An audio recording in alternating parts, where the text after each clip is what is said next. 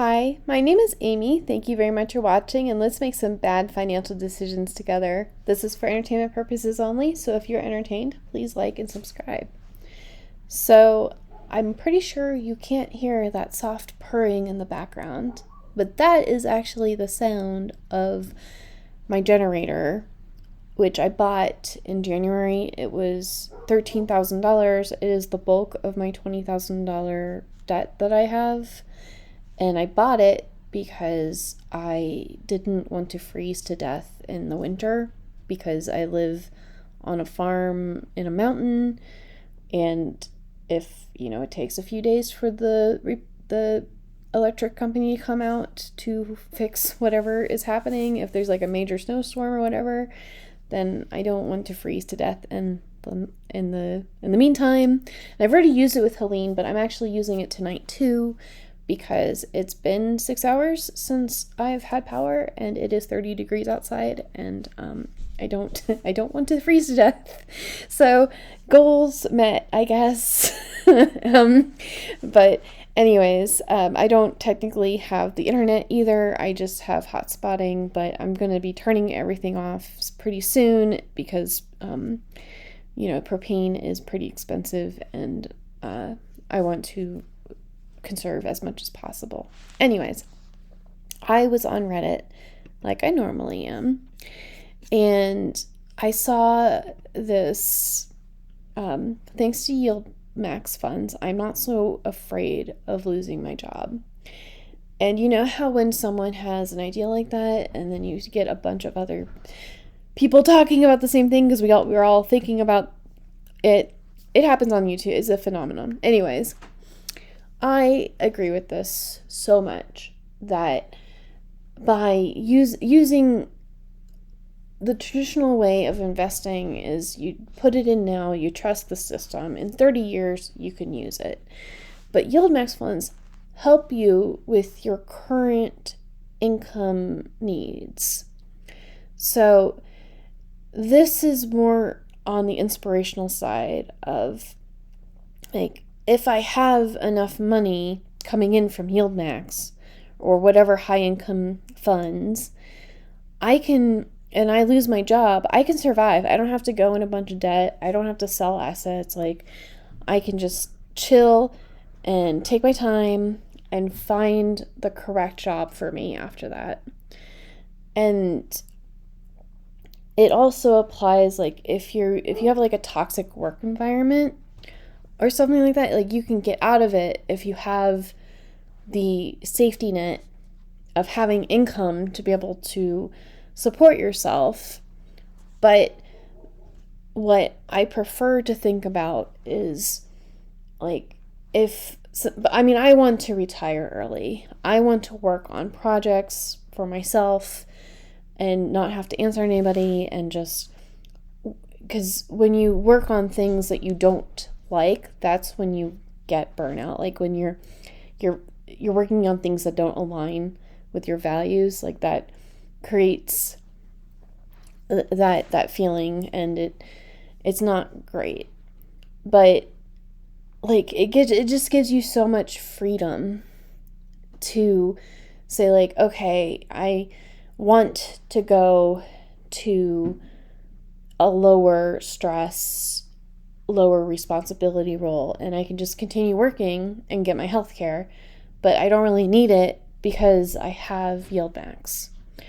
Or, like, I don't particularly like my job, but I know that I would like to do this job, so then it helps you with changing your career because you have that buffer, and it's just like a safety blanket, but it's good. It's a good safety net, I feel. And we don't actually have Yieldmax success stories of, I put in $100 a week for the last 5 years, and now I'm earning $20,000 a month, stuff like that, where we just don't have enough time with Yieldmax and making sure that it go through the bear markets or whatever. But there are success stories of people using poor man cover calls and options trading. And so I think the same principles align, where, like, if you don't or just risk mitigate. Don't gamble too much. So just make sure that your portfolio is balanced, and you should probably be okay. And speaking of a balanced portfolio, because we all know that I do not, I would recommend, and no financial advice to be found here, remember, but I mean, I think the dividend got taken out. So see how it was like $45 and then it dropped down to $42? Well, I think it could be possible that we wake up and it's just at $45 again. And that is just too expensive for me. I'm sorry, Misty. You priced me out. But I was going through my budget for this month, and I have made more money than I did last month. So I think what I'm going to do is actually just sell a put for Misty at around this price range, because I'm pretty sure that, well, first of all, I'd rather buy it at $38 than at 43, 40, yeah, at 43, and a $490 for 100 shares, $4.90. That's probably around what we'll get next month. Like, it'll either be more or less or the same, but like almost $5 of premium. And like, when you do this, it's never that's just the low end. So like, I don't know if we'll ever get actual $5 of premium of distributions from Misty. But what I can do is when I, sell this put, and another thing is December 20th is 2 days after the next distribution for Misty.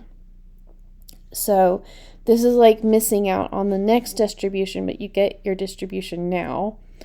So then I would probably take this $490 and try out my put spreads that I just found and is my new tool in the toolbox, and it's my hammer, and everything's going to become a nail.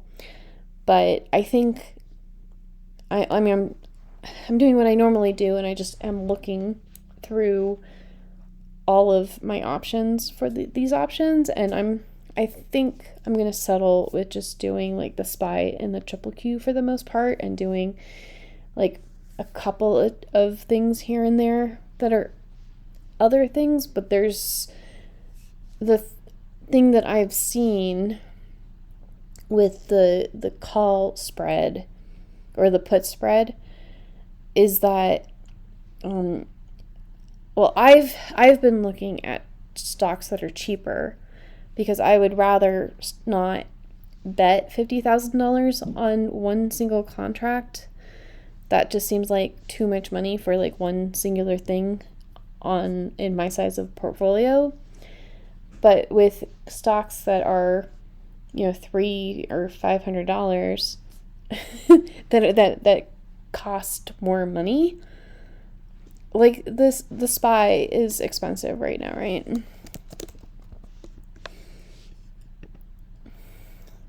Like, yeah, it's almost $600,000. Oh my gosh, Amy, it's almost $600, which means you would need $60,000 to do a cash secure put. But what we could do is make the collateral high enough that you don't really see that much drop in the premium. So like, my thought on this is like, for the leap, I had to put almost $9,000 of collateral up. But for the put spread, if I have collateral of like $2,500, I actually get the same premium as just a regular one-step put. So like I can do 3 of those with the 2,000, or I need to do the math and say like, okay, what if it's just $500? I get less premium per contract, but I can do more of the contracts. But I do feel more comfortable doing it with something on like the SPY while I'm experimenting, because the volatility is just not as much as other things, and there's volume, so I mean I can always buy and sell, and the stock market generally goes up and to the right, so hopefully I won't have to roll over my position too often, because it is getting close. It is turning out that I do have to roll over my position a lot, because it's a smaller account, and Robinhood's like, you can't be short on your position, so even though you're like $7 out of the money, we're gonna automatically make you pay a bunch of money if you don't roll it over yourself. So yes, I am getting more used to rolling over positions, but because it's ending, like it's expiring, and not because like I'm trying to skip forward to the next thing so I don't actually get called. It's fine. But this is more like the Defiance. Like, can I beat the Defiance and not have a lot of NAV erosion? I guess we will find out. So anyways, that's my thought, that Yieldmax and high income ETFs and all of this stuff really does increase workplace happiness, because it gives you the security system, your blanket to make a conscious decision about whether you like being in your current workplace, and if you don't like it, like, do you need a different position? Do you need to leave your company?